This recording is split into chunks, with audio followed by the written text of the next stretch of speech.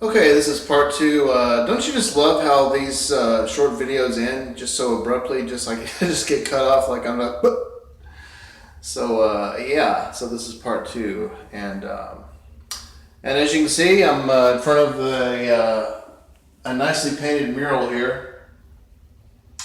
Artist unknown, I suppose. I don't see any credits there, but that's pretty cool. So.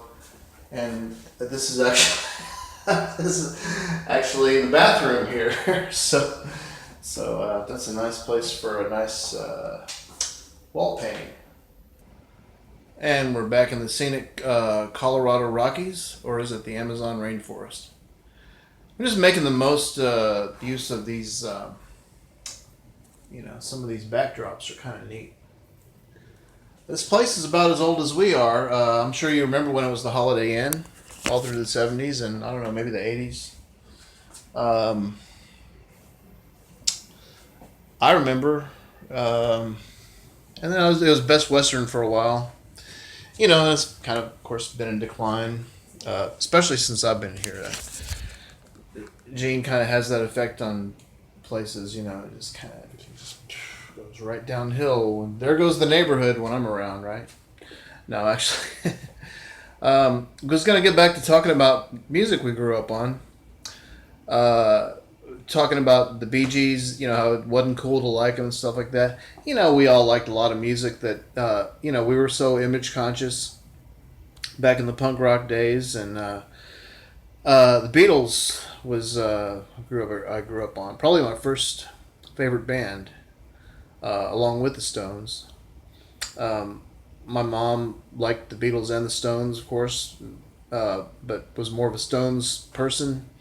My aunt, on the other hand, actually didn't like the Stones, oddly enough, and they all dug the Beatles, So I grew up on that. I probably I probably put them down a lot. Them and Led Zeppelin and some of the other mainstream bands, Jethro Tull. But I liked a lot of those bands, and that was part of the music I grew up with too.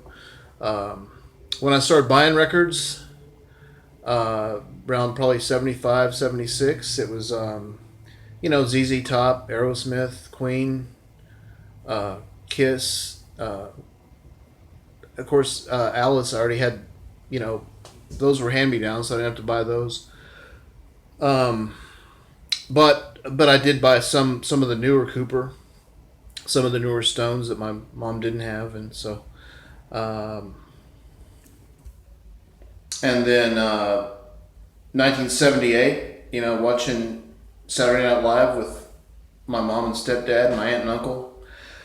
That was kind of a game changer for me. Devo was the first of the new wave or punk, whatever you want to call it, that I got into.